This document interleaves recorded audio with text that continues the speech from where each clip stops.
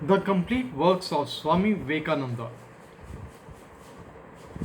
Jnana Yoga, Chapter 8, Realization, Part 2.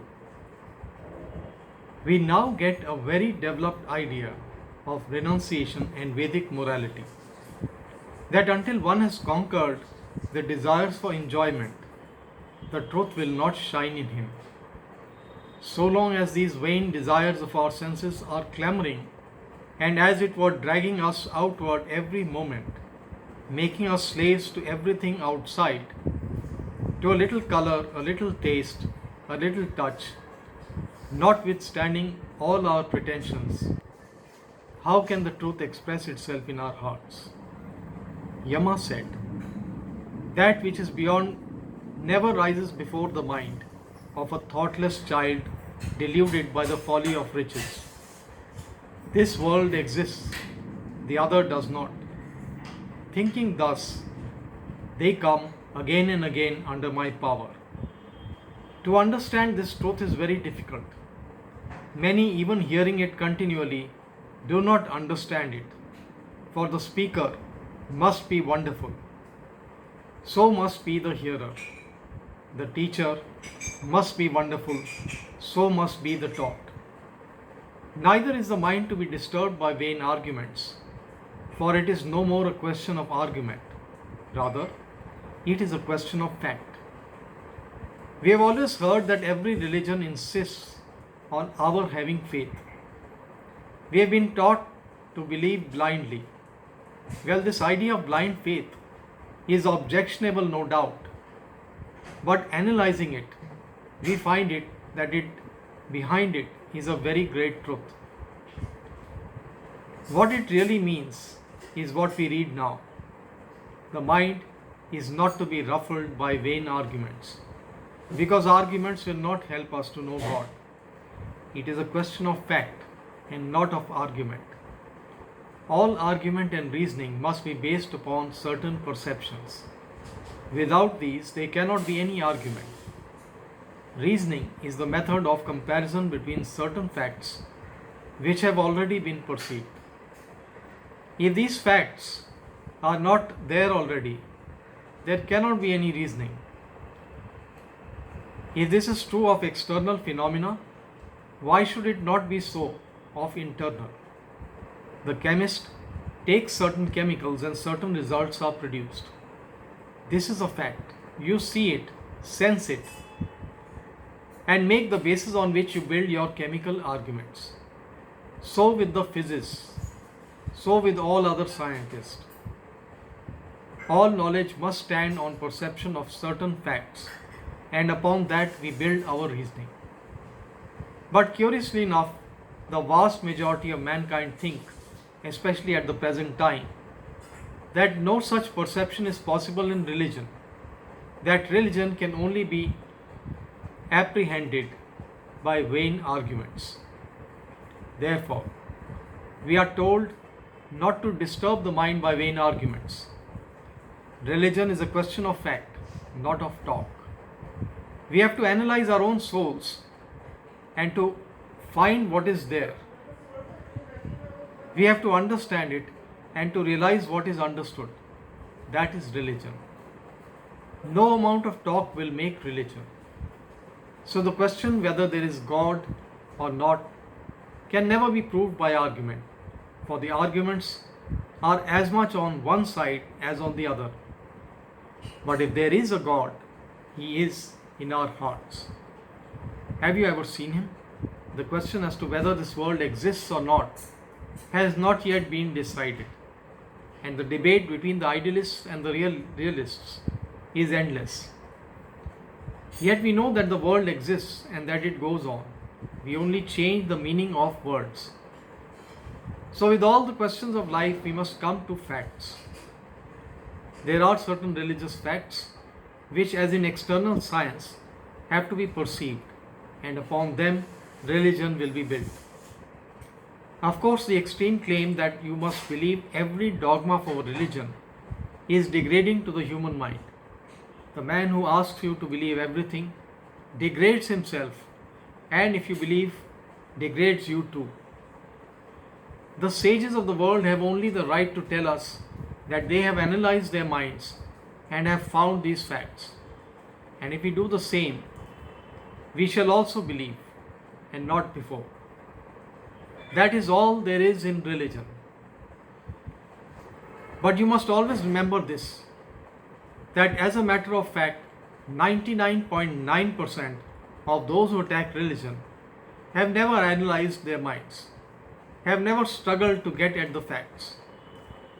So their arguments do not have any weight against religion, any more than the words of a blind man who cries out, "You are all fools who believe in the sun," would affect us.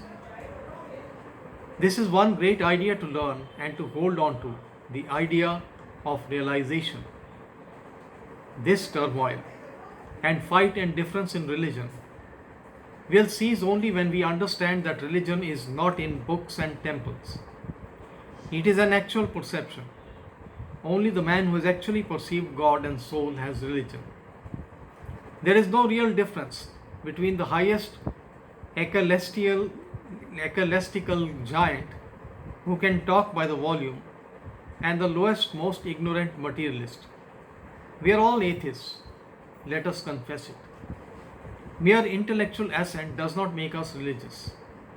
Take a Christian or a Mohammedan or a follower of any other religion in the world.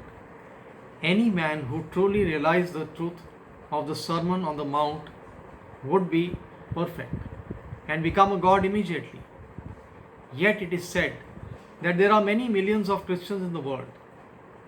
What is meant is that mankind may at some time try to realize that sermon. Not 1 in 20 millions is a real Christian. So also in India there are said to be 300 millions of Vedantins.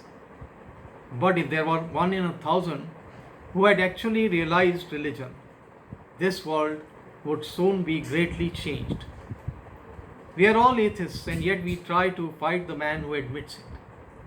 We are all in the dark. Religion is to us a mere intellectual assent, a mere talk, a mere nothing. We often consider a man religious who can talk well. But this is not religion. Wonderful methods of joining words, rhetorical powers, and explaining texts of the books in various ways, these are only for the enjoyment of the learned and not religion. Religion comes when the actual realization in our own soul begins. That will be the dawn of religion, and then alone we shall be moral. Now we are not much more moral than the animals. We are only held down by the whips of society. If society says today, "I will not punish you if you steal," we should just make a rush for each other's property. It is the policeman that makes us moral. It is a social opinion that makes us moral. And really, we are little better than animals. We understand how much this is. So in the secret of our own hearts, so let us not be hypocrites. Let us confess that we are not religious and have not the right to look down upon others. We are all brothers. And we shall be truly moral when we have realized religion. If you have seen a certain country and a man forces you to say that you have not seen it, still in your heart of hearts you know you have. So when you see religion and God in a more intense sense than you see in this external world, nothing will be able to shake your belief. Then you will have real faith. That is what is meant by the words of in your gospel. He who has faith, even as a grain of mustard seed, then you will know the truth because you have become the truth. This is the watchword of the Vedanta. Realize religion, no talking will do. But it is done with great difficulty. He has hidden himself inside the atom, this ancient one who resides in the innermost recess of every human heart. The sages realized him through the power of introspection and got beyond both joy and misery, beyond what we call virtue and vice, beyond good and bad deeds, beyond being and non being. He who has seen him has seen the reality. But what then about heaven? That is to say, what we want is the joys of this life minus its sorrows. That is a very good idea, no doubt. It comes naturally. But it is a mistake throughout, because there is no such thing as absolute good, nor any such thing as absolute evil. You have all heard that rich man in Rome who learnt one day that he had only about £1,000,000 of his property left. He said, "What should I do tomorrow?" and forthwith committed suicide. £1,000,000 was poverty to him. What is joy and what is sorrow? It is a vanishing quantity, continually vanishing. When I was a child, I thought if I could be a cabman, it would be the very acme of happiness for me to drive about. I do not think so now. To what joy will you cling? This is the point we must all try to understand.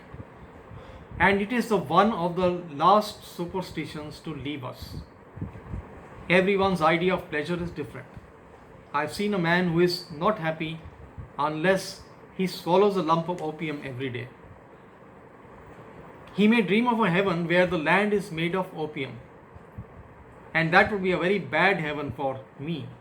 Again and again in Arabian poetry, we read of heaven with beautiful gardens through which rivers run. I've lived my life in a country where there is too much water. Many villages are flooded and thousands of lives are sacrificed every year. So my heaven would not have gardens through which rivers flow. I would rather have a land where very little rain falls. Our pleasures are always changing.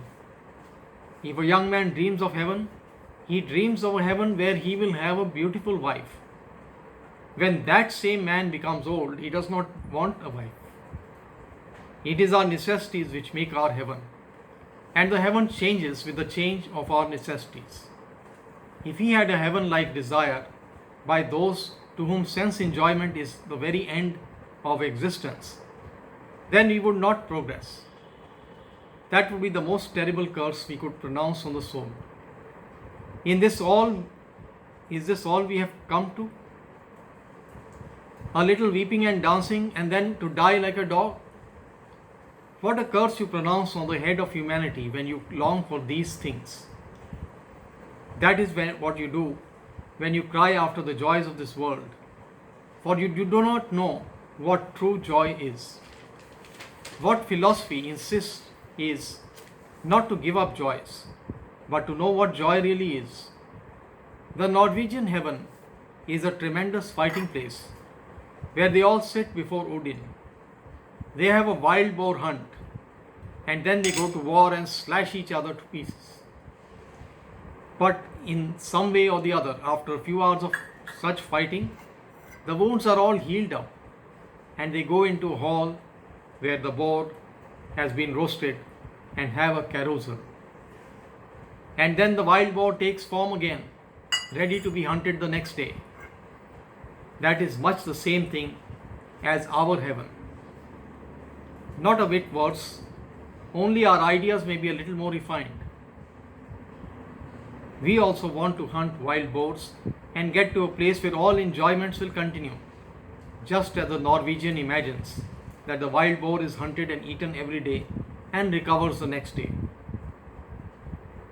Now philosophy insists that there is a joy which is absolute, which never changes. That joy cannot be the joys and pleasures we have in this life, and yet Vedanta shows that everything that is joyful in this life is but a particle in that real joy, because that is the only joy there is.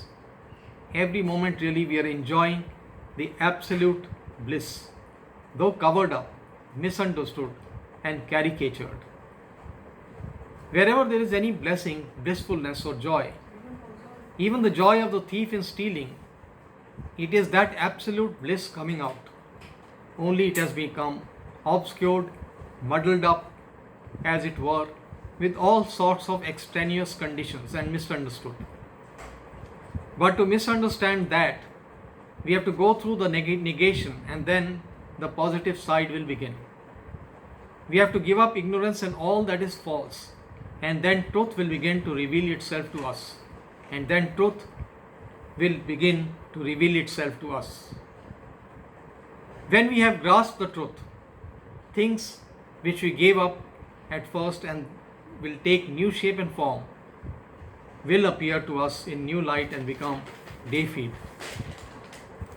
They will have become sublimated, and then we shall understand them in the true light. But to understand them, we have first to get a glimpse of them. We have first to give them up, and then we get them back again deified. We have to give up all our miseries and joys, all our little joys. That which all the Vedas declare, which is proclaimed by all the penances, seeking which man leads the idea of continence, I will tell you in one word, it is Om. You will find this word Om very much praised in the Vedas, and it is held to be very sacred.